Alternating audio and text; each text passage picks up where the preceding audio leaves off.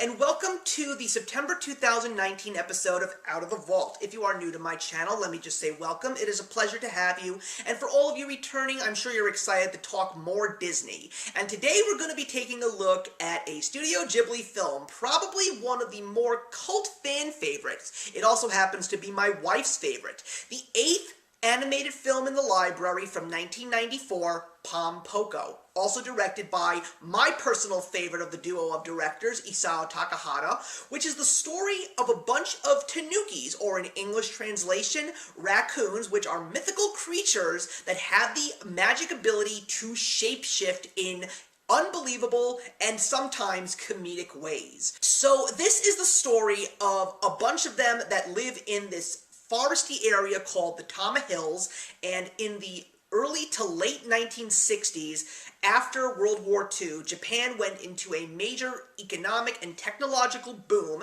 and a population increase that caused them to tear down many of these natural beauties for the sake of making apartment complexes that were affordable for the average working person.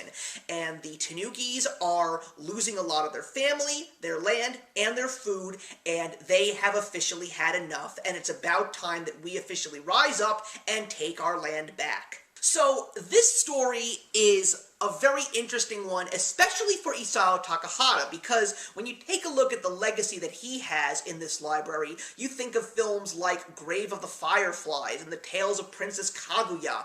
Very realistic, very deep, and very gut-wrenching stories. But Pom Poko is without a doubt a serious breath of fresh air, and yet even though he still manages to bring a serious message to the front, because these Tanookies are without a doubt some of the most adorable and hilarious characters, especially Shokuchi, who is the Tanuki that really is the narrator of this story. He is a young Tanuki who believes in the cause, but also believes that there could be other more peaceful manner of finding relationships between the Tanukis and the humans. And then you have a character like Ganta, who is a real warrior and just wants to kill all the humans. And how they go about trying to let these humans know that they exist and that what they are sort of doing is wrong, and that there are many alternative ways to actually coexist is definitely very magical, very deep, and very, very relatable. The animation is, without a doubt, probably some of the most imaginative, and it's such an interesting thing to see,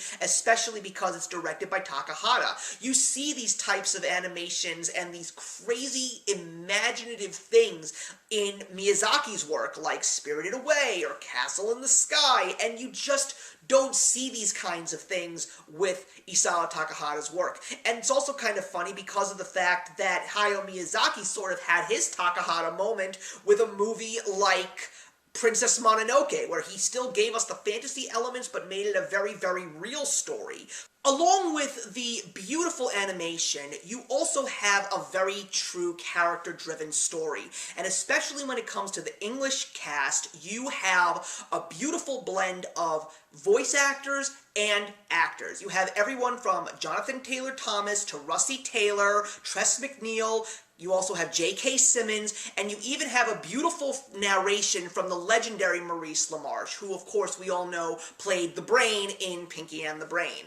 But at the end of the day, this really ends up being one of the more fun and more moving films in the Studio Ghibli library, because the message is a very positive one, even though there is a lot of tragedy and realism in this story. At the end, there is somewhat of an understanding between the humans and the Tanukis, and we even see these types of things being done all over the world for the sake of finding a balance between humans and nature, for the sake of a balanced ecosystem.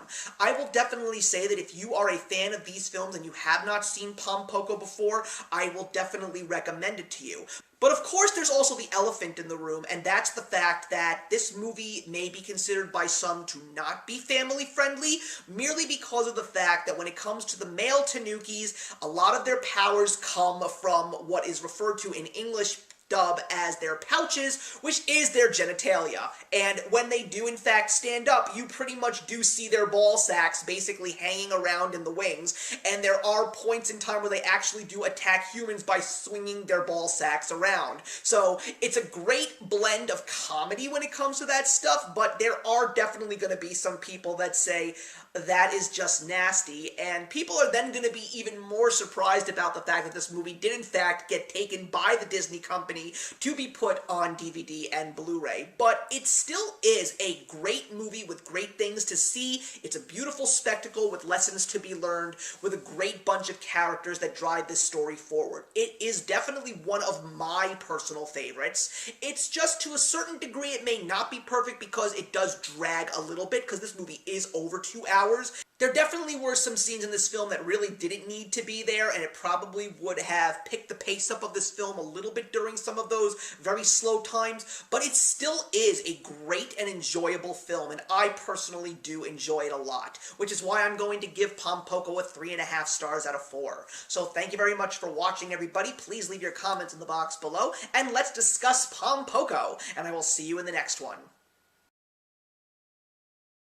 Hey, thank you so much for stopping by my channel today. If you're new here and want to see more of what my channel has to offer, please click on the link to my last video, or hit that subscribe button to be kept up to date with all of my uploads. Content of all sorts is posted here quite often, so trust me, you do not want to fall behind. I will see you in the comments, and actions speak louder than words.